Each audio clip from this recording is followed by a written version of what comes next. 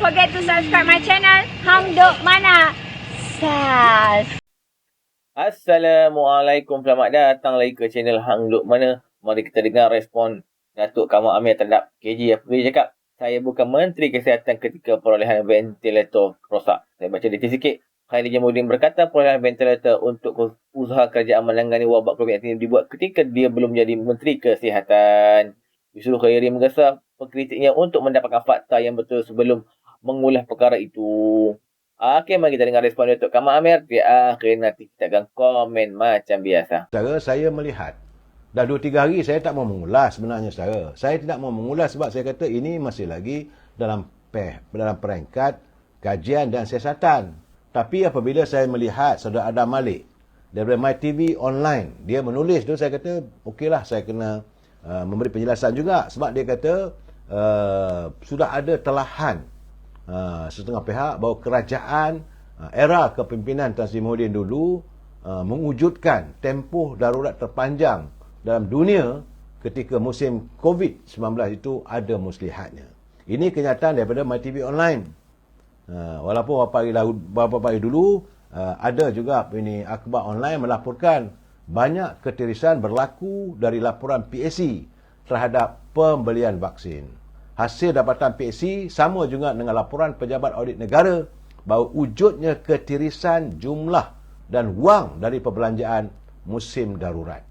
Selalu saya katakan, bila kita mengisytiharkan darurat, usai musim darurat, dia kena bentangkan di Parlimen. Tapi apa yang berlaku waktu audit nak dibentangkan, kertas audit nak dibentangkan di Parlimen, pihak mereka bertelagah, membantah, malahan semua keluar dari Dewan kerana tak puas hati untuk membincangkan tentang laporan audit. Di sinilah MyTV Online merasakan ada sesuatu yang cuba diselindungi. Terutama kerana pembelian-pembelian itu dilakukan di saat tempoh darurat yang terpanjang dikenakan pada negara kita ini, maka banyaklah dilihat kesan-kesannya yang diragui adanya berlaku ketirisan. Dan kadang-kadang katanya seolah-olah ia mewujudkan skandal di mana darurat itu adalah musim menuai bagi pihak-pihak tertentu untuk menuai kekayaan. Itu gambaran yang saya dapat daripada tulisan daripada MyTV Online saya. Bagaimana pembelian vaksin dan juga pembelian peralatan yang diperlukan. Sebab itu hari ini saudara, mantan Menteri Kesihatan KJ, saya tak tahulah, memang banyak pihak sudah pun mula menuju ke arahnya, bertanya tentang pembelian ventilator. Peralatan ventilator itu yang diperlukan kerana dalam laporan pihak ini audit negara mengatakan bahawa peralatan tersebut banyak yang rosak. Banyak yang telah rosak, tapi yang tidak dilihat pembeliannya itu pun satu pembelian yang agak misteri. Yang orang tak, siapa yang memesan, siapa yang menandatanganinya, menteri mana. Sebab hari ini Khairi menegaskan perolehan peralatan ventilator ketika negara berdepan dengan pandemik bukan dibuat ketika beliau menjawab jawatan sebagai Menteri Kesihatan. Sebaliknya katanya pembelian peralatan itu dibuat oleh menteri sebelumnya pada tahun 2020. Jadi apakah dia menuduh Datuk Adham Baba? Wallahualam bisawab. Jadi dia kata untuk perolehan ventilator, ramai bijak pandai kata saya kena jawab soal ventilator dan perolehan ventilator ini pada tahun 2020. Jadi saya jadi Menteri Kesihatan pada Ogos 2021. Dia kata, even you cannot get the fact right, I don't even know why you are talking to me. Fakta anda salah. Kenapa saya pula yang perlu dihadapkan dengan persoalan ini katanya. Jadi dia kata bukanlah saya nak cakap bahawa saya campak menteri lain itu yang harus memikulnya. Katanya, tapi untuk menyalahkan saya ni tak betul lah sebab dia kata bukan zaman dia sebagai Menteri Kesihatan, kata Khairi. Saya sedia bertanggungjawab katanya. Dia itu kenyataannya dalam program Keluar Sekejap yang disiarkan hari ini, saudara.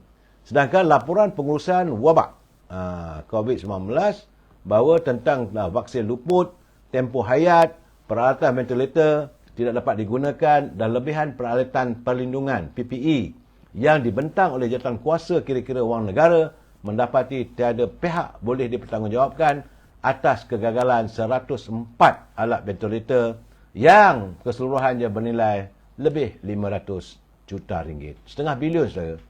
Tapi bagaimanapun, tak tahulah. PAC dah bersidang, satu siasat dah dibuat. Saya rasa yang boleh melakukannya, saya SPRM je lah. Kita tunggulah, saudara. Sebab Khairi dia kata, jangan salahkan saya. Ventilator bukan zaman saya. Tapi, isu vaksin tidak pula disebutkan. Dia tak ada pula mengatakan, ini vaksin dia tak menjelaskan. Cuma dia kata ventilator itu bukan dibeli zaman saya sebab ada orang lain jadi Menteri Kesihatan. Apakah dia juga nak mengatakan bahawa alat vaksin itu dibeli oleh Menteri Kesihatan yang lama? Kerana waktu itu dia bukan jadi Menteri Kesihatan. Ini gambarannya yang sedang berlaku. Saya tidak mau menuduh sesiapa, saudara. Tapi itulah keadaan yang berlaku pada negara kita apabila konflik tentang kepentingan zaman darurat itu banyak berlaku kepincangan. Sebab itu saya mengharapkan agar satu kertas putih perlu dibentangkan sesegera mungkin. Itu bab PAC saya. Tapi hari ini, saudara, kabarnya Jabatan Peguam Negara telah pun menolak representasi yang dikemukakan oleh anak kepada seorang bekas menteri berhubung pertuduhan penyelewengan berkaitan minyak masak bersubsidi yang dihadapinya tahun lalu. Ketiganya, Jabatan Peguam Negara menolak representasi ini adalah penjelasan daripada pihak peguam bela mereka yang dituduh untuk membatalkan, tak boleh diadakan percaraan. Tapi Jabatan Peguam Negara menolak. Timbalan Pendakwa Raya Kementerian Perdagangan Dalam Negeri dan Hak Ehwal Pengguna Nur Alimah Mat Sanusi memaklumkan keputusan itu kepada Hakim Mazni Nawi di Mahkamah Session hari ini.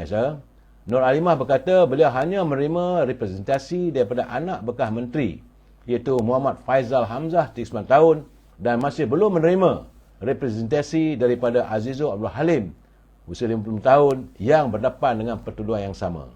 Jadi hari ini ditetapkan untuk keputusan representasi dan untuk makluman mahkamah.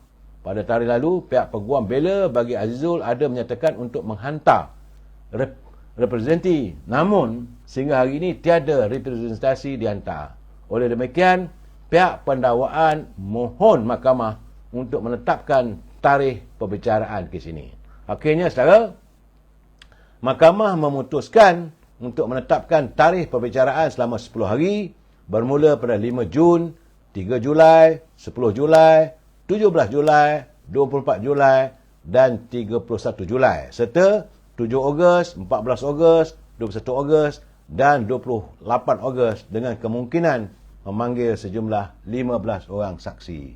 Itulah, saudara, bicara ni panjang. Media sebelum ini melaporkan Muhammad Faizal dan Azizul mengaku tidak bersalah atas 9 pertuduhan mengemukakan dokumen palsu dan memiliki barang kawalan minyak masak melebihi had yang dibenarkan pada tahun lalu. Jadi mengikut pertuduhan, mereka sebagai pengarah syarikat Rimba Merpati Sdn Bhd dan pemegang lesen borong barang kawalan berjadual memberikan maklumat palsu kepada KPDN semasa mengemukakan maklumat dalam borang arahan yang berada dalam simpanan berkaitan barang kawalan di bawah Seksyen 8 Akta Kawalan Bekalan 1961. Itu keadaannya, saudara. Jadi pembicaraan akan diteruskan dan pejabat peguam negara menolak representasinya, saudara. Hari ini saya Okey, tuan-tuan, komen saya nak baca sikit lagi artikel ni. Kerajaan rugi 505 juta akibat vaksin tamat tempoh, kata PAC. Jawatan Kira-kira Negara PAC mendapati ada beberapa kejanggalan dalam perolehan kerajaan semasa kemuncak pandemik COVID-19 dan ia menyebabkan kerugian besar wang pembayar cukai. Dalam laporan yang dikeluarkan hari ini, PAC menekankan tiadanya perjanjian kontrak untuk pembelian 103 penang mesin ventilator yang dibuat melalui syarikat gerasi farmasetika tempatan.